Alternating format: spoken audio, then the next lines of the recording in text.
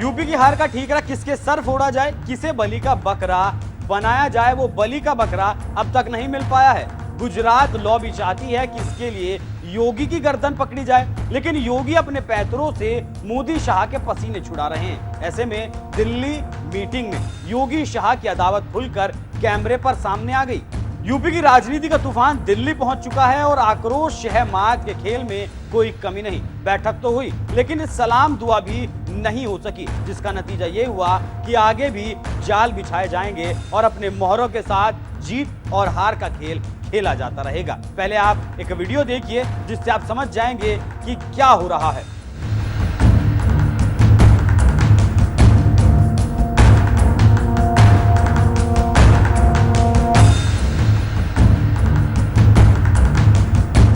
तो देख लिया आपने कैसे शाह आ रहे हैं और सभी नमस्ते कर रहे हैं, लेकिन योगी आदित्यनाथ ने अपना हाथ तक नहीं उठाया। इसी से कहा जाने लगा कि क्या गुजरात लॉबी अब कमजोर पड़ रही है या फिर योगी को करारा जवाब देगी। गुजरात लॉबी और योगी आदित्यनाथ के बीच अब सीधा मुकाबला है। आप जानते हैं कि पिछले एक महीने से योगी आदित्यनाथ को हटाने के लिए सारे हथकंडे अमित शाह अपना चुके हैं, लेकिन अभी तक योगी का वो बाल बांका नहीं कर पाए और इससे दिल्ली से लेकर लखनऊ तक इसके बहुत सारे प्रमाण मौजूद हैं, जिससे पूरा राजनीतिक सीन समझ में आने लगा कि यूपी में नेतृत्व परिवर्तन असंभव है। लेकिन इस बीच उत्तर प्रदेश के डिप्टी सीएम केशव प्रसाद मौर्य दिल्ली दरबार में लगातार हाजिरी लगा रहे हैं। मौर्य बीजेपी अध्यक्ष जेपी नड्डा से मुलाकात कर चुके हैं, लेकिन नरेंद्र मोदी या अमित शाह द्वारा उन्हें मिलने का वक्त नहीं दिया गया। तो उधर लखनऊ में योगी की सारी बैठकों से दोनों डिप्टी सीएम नदारद नजर आए। इसके साथ ही एक गुप्त बैठक में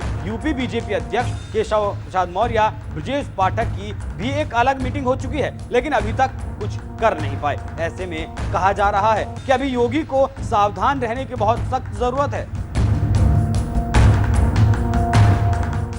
जानकारों की माने तो योगी के लिए खतरा अभी टला नहीं है। इसीलिए अभी ये सवाल है कि क्या योगी आदित्यनाथ को हटाने की हिम्मत गुजरात लॉबी में अब बाकी नहीं है। बहुत सारे ऐसे सवाल हैं जिन पर विचार करने की जरूरत है। केशव प्रसाद मौर्य की सक्रियता के मायने क्या हैं? क्या केशव प्रसाद मौर्य इस बार योगी आदित्यनाथ को हटाकर ही दम लेंगे? और सबसे बड़ा सवाल तो ये है कि क्या केशव प्रसाद मौर्य योगी आदित्यनाथ को हटाने की कुव्वत रखते हैं या असली खेल कोई और खेल रहा है और केशव प्रसाद मौर्य केवल एक मोहरा भर हैं। लेकिन एक बात तो तय है कि योगी के खिलाफ बिसात बिछाई जा चुकी है और योगी आदित्यनाथ की विदाई भी तय है। क्या सही वक्त की तलाश हो रही है? दिल्ली और लखनऊ की राजनीति को अंदर तक समझने वाले राजनीतिक विश्लेषक कहते हैं कि योगी को हटाना उसी दिन तय हो गया था जब लोकसभा चुनाव के बीचों बीच नरेंद्र मोदी को यह कहना पड़ा था कि योगी आदित्यनाथ उनके मुख्यमंत्री हैं। आप जानते हैं कि गुजरात, मध्य प्रदेश, राजस्थान और छत्तीसगढ़ के साथ ही साथ असम के मुख्यमंत्री को